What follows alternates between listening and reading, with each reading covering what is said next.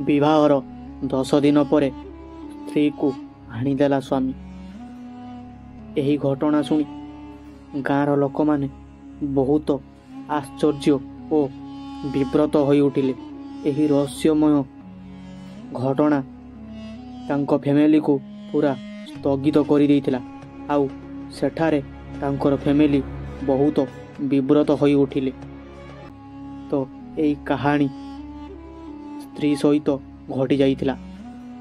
तो यही कहानीटी को आरंभ करने पूर्वर जदि आपण माने जगतर नाथ जगन्नाथ को मनरे टिके भक्ति करुथांती और जगन्नाथ महाप्रभु को आराध्य बोली मन करुथांती ताहाले आम चैनल को लाइक शेयर सब्सक्राइब कर दियंतु एवं कमेंट रे जय जगन्नाथ लिखि दियंतु। चलंतु वीडियोटी को आरंभ करिबा। श्यामपुर गाँव रे एक महांत घरणी रहुथिला। एठिरे अनिमेष एवं तार नुआ विवाहित स्त्री निशा रहुथिले। सेमानंकर विवाह एबे केवल 10 दिन हो जाइतिला। तेबे एही छोट अवधि मध्यरे गाँव रे एक हृदय कंपा देइथिबा घटना घटी जाइतिला। निशा मृत्युवरण कला एवं यह तार स्वामी अनिमेषंक हाथ में हो जाइतिला। किंतु प्रश्न एठी थाए जे अनिमेष ए अपराध कला कहीं एवं से किए एपरी कमल और नुआ विवाहिता स्त्री को हत्या करि पारिबो। एही अभिनव और रहस्यमय कहानी रे आपणको एक अनन्य रहस्य एवं दुख निवृत कहानी पढ़ा मिलियो शुणा मिलियो। यही गगन एवं रहस्यमय कल्परे अग्रगति करिबा। चलंतु नुआ प्रेम और अजଣା छाया भितरे अनिमेष एवं निशांकर विवाह एक अनन्य थिला एवं स्वप्नमय घटना थिला। दुई जन अन्य अन्य को खूब भल पाउथिले। निशा मध्य बहुत सुंदर एवं स्वच्छ हृदय थिले। किंतु विवाहर 3 ରୁ 4 दिन हेला परे गृहे किछि अजଣା घटना घटिबा आरंभ हैला। निशा राति रे केतेबेले आतंकरे जागी जाउथिले। से अनिमेषं को कहउथिले मु एठी कौन अन्य कहार छाया देखिछि। अनिमेष एहाकू भ्रम भावी अपेक्षा कले। एक रातिर अभिशाप घटना सही राति एवं अस्थिरता दिन को दिन वृद्धि पाउथिला। एक राति रे अनिमेष हठात जागी देखिले निशा एक वास्तव अपरिचित शब्द रे कथा हेउचंती। एक गभीर स्त्री कंठ एमिति कहूथिला मते एठी जीवंत रखिबा उचित नुहे। अनिमेष आतंकी गले। जा हेउ निशा राति राति अजଣା शब्द रे कथा हेउथिले। अभिशप्त प्रेम थिला। जते बेले अनिमेष एही सबु देखि बहुत चिंतित हेले सेते बेले गाँव रे एक पुराना कथा थिला जे एठिरे किछि अभिशप्त रहस्य अछि। एक अग्रज पूर्वज एठी एक महिला को बलिदान देइथिले एवं से तार प्रतिशोध नेबा पई फेरी आसीबे। तो यही कहानी अनिमेष एक गल्प भावी उपेक्षा कले। किंतु निशांक अवस्था दिन को दिन खराब हेबाको लागिथिला। तो एक राति रे एक दुखमय राति रे अनिमेष जागी देखिले निशा कौनसी अजଣା शक्ति को देखि भୟରେ चित्कार करुछंती। अनिमेष ताको सांत्वना देखाको जाउथिबा समय रे निशा अचानक एक अजଣା शक्ति द्वारा उठा जाइछि। तार शरीर भूमि रे पड़ी रहिला एवं से मृत्युवरण करिला। अनिमेषंक अपराध सेतेबेले गाँ लोक याको अनिमेषंक हाथर अपराध भावी ताको गिरफ्तार कले। अनिमेष कहिले मु ताको मारी नाही किंतु आमे एक अभिशप्त घरे रहुतिलु। प्रश्न एठी अछि जे एही असल घटना कौन एवं निशांकर मृत्यु किए कला। यहाकू ଜାଣିବା ତ ଚାଲନ୍ତୁ ଆଗକୁ ନିଶ୍ଚୟ ଦେଖିବା। ଆଗକୁ ନିଶ୍ଚୟ କାହାଣୀଟିକୁ ଶୁଣିବା ପୂର୍ବରୁ ଯଦି ଆପଣମାନେ ନୂଆ କରି ଆମ ଚ୍ୟାନେଲକୁ ଆସିଥାନ୍ତି ତାହେଲେ ଆମ ଚ୍ୟାନେଲକୁ ସର୍ବପ୍ରଥମେ ଲାଇକ୍, ସେୟାର, ସବସ୍କ୍ରାଇବ୍ କରିଦିଅନ୍ତୁ ଆଉ କମେଣ୍ଟରେ ଜୟ ଜଗନ୍ନାଥ ଲେଖିଦିଅନ୍ତୁ। ତ ଏହି ଗୁପ୍ତ ରହସ୍ୟ ଏବଂ ପ୍ରକୃତିର ଅଭିଶାପ ଥିଲା ଯେତେବେଳେ ଅନିମେଷଙ୍କ ଅପରାଧ ସନ୍ଦେହ ସ୍ୱରୂପ ଗାଁ ମାନ୍ୟବାଧାର ସମ୍ମୁଖୀନ ହେଲା। ଏକ ଦିନ ଗାଁର ଗ୍ରାମ ପ୍ରଧାନ ଏବଂ ପୁରୁଣା ସଂସ୍କୃତିର ଅଧିକାରୀ ଗାଁବାସୀଙ୍କୁ ଏକ ସମ୍ମିଳନୀ କରାଇଥିଲେ। ସେଠାରେ ସମସ୍ତେ ଏହି ଘଟଣାରେ ତାଲିକା କରୁଥିଲେ। ତେବେ ଏକ ବୃହତ୍ ଅଦୃଶ୍ୟ ରହସ୍ୟ ଭରି ସ୍ପଷ୍ଟ ହେବାରେ ଆସିଥିଲା। ଏହି ଘଟଣା ସାଧାରଣ ନୁହେଁ। ଗ୍ରାମ ପ୍ରଧାନ କହିଲେ ଏହା ପୂର୍ବଜ ଶପଥ ବିକୃତ ସକ୍ତର ଫଳ। ଆମ ଗାଁରେ ଏକ ପୁରୁଣା ରହସ୍ୟମୟ ଘଟଣା ରହିଛି ଯାହା ଆପଣମାନେ ଏପର୍ଯ୍ୟନ୍ତ ଜାଣିନାହାନ୍ତି। ଆପଣମାନେ ଏପର୍ଯ୍ୟନ୍ତ ଅଜଣା ହୋଇ ରହିଯାଇଛନ୍ତି। ଏହି କଥା ସମ୍ମିଳିତ ହେବା ସହିତ ଗାଁର ଅନେକ ଲୋକ ସେଠାରେ ବିଶ୍ୱାସ କରିଲେ, କିନ୍ତୁ କିଛି ଅନ୍ୟମାନେ ସମ୍ପୂର୍ଣ୍ଣ ନିରାଶା ପ୍ରକାଶ କରିଥିଲେ। ସମସ୍ତଙ୍କ ମଧ୍ୟରେ କିଛି ଜଣେ ସେହି ରହସ୍ୟର ଖୋଜ ନେବା ପାଇଁ ସରୁ ଆରମ୍ଭ କଲେ।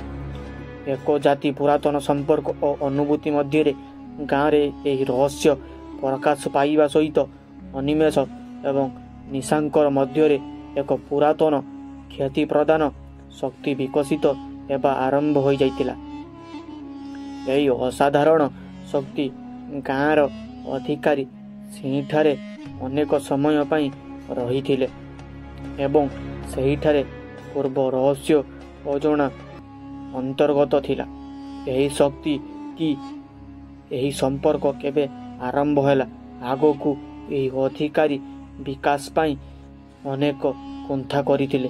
ସେଠାରେ ଏହି ପ୍ରକୃତିର ଅଭିଶାପ ଏବଂ ସେହି ନିଶାଙ୍କର ଅଜଣା ଶକ୍ତି ସମ୍ପୂର୍ଣ୍ଣ ତଦନ୍ତ ପାଇଁ ଖୋଜିବା ଆରମ୍ଭ ହେଲା। ଦୂର ରହିଥିବା ପ୍ରକୃତି ଶକ୍ତି ଯାହା ଗାଁରେ ଏହି ନୂତନ ସମ୍ପର୍କର ତଥ୍ୟ ସମସ୍ତଙ୍କର ମନରେ ଅସ୍ଥିର ହେବାକୁ ଲାଗିଥିଲା। ସେହିଠାରେ ଗାଁର ପୁରୁଣା ସଂସ୍କୃତି ଓ ପ୍ରତିଷ୍ଠିତ ନ୍ୟାୟ ଶକ୍ତିର ମଧ୍ୟରେ ଯୋଗାଯୋଗ ସହିତ ଏକ ପ୍ରକୃତି ଅନ୍ତର୍ଗତ ସମ୍ପର୍କ ତିଆରି ହେଲା। ଏହି ନୂତନ ଶକ୍ତିର ସମ୍ପର୍କ ପାଇଁ ତାଙ୍କର ଘରର ପୂର୍ଣ୍ଣ ଉପରେ କିଛି ଅଜଣା ପ୍ରଭାବ ପଡ଼ୁଥିଲା। ତ ଅନିମେଷଙ୍କ ରହସ୍ୟ ଖେଳ। ଅନିମେଷ ଜେଲରେ ଅନ୍ଧାରୀ କୋଠରୀରେ ବସି ନିଶାଙ୍କ ହତ୍ୟାର ରହସ୍ୟ ଉଦ୍ଘାଟନ କରିବା ଉପାୟ ଚିନ୍ତା କରୁଥିଲେ। ତାର ମନରେ ଏକ ପ୍ରଶ୍ନ ବାରମ୍ବାର ଆସୁଥିଲା, ନିଶା ଏପରି କିଏ କଲା? ସେ ନିଜେ ଏହି ଅପରାଧ କରିନଥିଲେ, କିନ୍ତୁ ତାଙ୍କ ହତ୍ୟା ଅଭିଯୋଗରେ ଧରାଯାଇଥିଲା। ଏହି ମଧ୍ୟରେ ଗାଁର ଜଣେ ପୁରୁଣା ଧର୍ମଗୁରୁ ପୂର୍ବତନ ଅଭିଶାପ ବିଷୟରେ କିଛି ଆଶ୍ଚର୍ଯ୍ୟଜନକ ତଥ୍ୟ ଦେଇଥିଲେ। ସେ କହିଲେ ନିଶାଙ୍କ ମୃତ୍ୟୁ ପ୍ରାକୃତିକ ନୁହେଁ, ଏହା ଏକ ପୂର୍ବଜଙ୍କ ଅଭିଶାପର ଫଳ। ଏହି ଘରର ଯେଉଁ ପୁରୁଣା ଅପରାଧ ଅଛି ସେଥିରୁ ଏହା ଜନ୍ମ ନେଇଛି। ଅନିମେଷଙ୍କ ମନ ଉଲ୍ଲାଫଲ୍ଲା ହେଲା। ଏମିତି କ'ଣ ଘଟିଲା ଯାହା ଏତେ ବର୍ଷ ଧରି ଲୁଚିଥିଲା? ତାର ଜାଣିବା ଦରକାର ଥିଲା। ଜେଲରେ ଥିଲେ ମଧ୍ୟ ସେ ନିଜେ ଅନ୍ତର୍ଜ୍ଞାନ ଓ ଅନୁମାନ ଦ୍ୱାରା ଏହି ରହସ୍ୟର ଉତ୍ତର ଖୋଜିବାକୁ ବହୁତ ଚେଷ୍ଟା କଲା। ଏକ ରାତି ଅନିମେଷ ଜେଲରେ ଘୁମାଉଥିଲେ। ହଠାତ୍ ସେ ଜାଗି ପଡ଼ିଲା ଏବଂ ଦେଖିଲା ଯେ ତାର ସାମ୍ନାରେ ଏକ ଅଜଣା ଛାୟା ଆସିଛି। ଏହି ଛାୟା କାହିଁକି ଆସିଲା? କାହିଁକି ତାଙ୍କ ସାମ୍ନାରେ ଦେଖା ଦେଇଛି? ସେ ଭୟ ଅନୁଭବ କଲେ। କିନ୍ତୁ ମଧ୍ୟରାତିରେ ତାର ମନେ ଏକ ରହସ୍ୟମୟ ଆବାଜ ଗୁଞ୍ଜି ଉଠିଲା, ତୁମେ ଆଉ ଆଗକୁ ବଞ୍ଚି ପାରିବ ନାହିଁ। ତୁମେ ପିତା ଏହି ଅପରାଧ କରିଥିଲେ, ଏବେ ତୁମେ ଏହି ଅଭିଶାପର ଶିକାର ହେଇଛ। ଏହି ଶୁଣି ଅନିମେଷ ଆଶ୍ଚର୍ଯ୍ୟ ହୋଇଗଲେ। ତାଙ୍କ ପିତା କ'ଣ କରିଥିଲେ?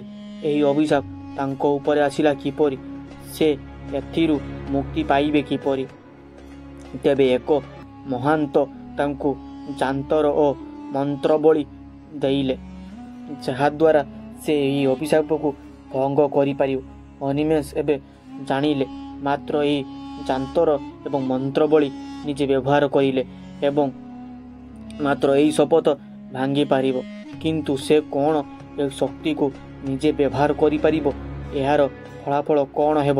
ଏହା ଜାଣିବା ପାଇଁ ଆହୁରି ଆଗକୁ କାହାଣୀଟିକୁ ଶୁଣନ୍ତୁ।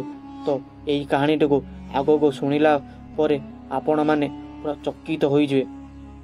ତ ଏହି କାହାଣୀ ଅନିମେଷଙ୍କ ସହିତ ବହୁତ ଭାବରେ ଘଟିଗଲା। ତ ଏହିଠାରେ ଜଗନ୍ନାଥ ମହାପ୍ରଭୁ ଅନିମେଷଙ୍କୁ ବହୁତ ରକ୍ଷା କରିଲେ। ତ କାହାଣୀଟିକୁ ଆଗକୁ ଶୁଣନ୍ତୁ, କେମିତି ଜଗନ୍ନାଥ ମହାପ୍ରଭୁ ଅନିମେଷକୁ ରକ୍ଷା କଲେ। ଅନିମେଷ ଏବେ ଜାଣିପାରିଛି ଯେ ଏହି ଅଭିଶାପ ତାଙ୍କ ପିତାଙ୍କ ଦୁଷ୍କର୍ମର ଫଳ। ସେ ନିଶାଙ୍କ ହତ୍ୟା କରିନଥିଲେ, କିନ୍ତୁ ତାଙ୍କ ଉପରେ ଏହି ଅଭିଶାପ ନିଜେ ଏକ ନିର୍ଦ୍ଦିଷ୍ଟ ପ୍ରତିଫଳ ଫେଲି ଦେଇଥିଲା। ଏବେ ସେ ନିଜେ ଏହି ଅଭିଶାପକୁ ଭଙ୍ଗ କରିବା ପାଇଁ ଏକ ଅନ୍ତିମ ପ୍ରୟାସ କରିବାକୁ ପ୍ରସ୍ତୁତ ହେଉଛି। ସେହି ରାତି ଜେଲରେ ଜଣେ ପୁରୁଣା ବନ୍ଧୁ ତାଙ୍କୁ ଏକ ଲୁଚିତ ରାସ୍ତାରେ ଦେଖାଇଲେ, ଯାହାଦ୍ୱାରା ସେ ଜେଲରୁ ପଳାଇ ପାରିଲେ। ଅନିମେଷ ଗାଁର ପୁରୁଣା ଶ୍ମଶାନ ମନ୍ଦିରରେ ଚାଲିଗଲେ, ଯେଉଁଠି ମହାନ୍ତ ତାଙ୍କୁ ଯାନ୍ତର ଓ ମନ୍ତ୍ରବଳି ଦେଇଥିଲେ। ଏଠି ସେ ଏକ ବିଶେଷ ପୂଜା କଲେ, ଯାହା ଅଭିଶାପ ନିବାରଣ କରିପାରିବେ।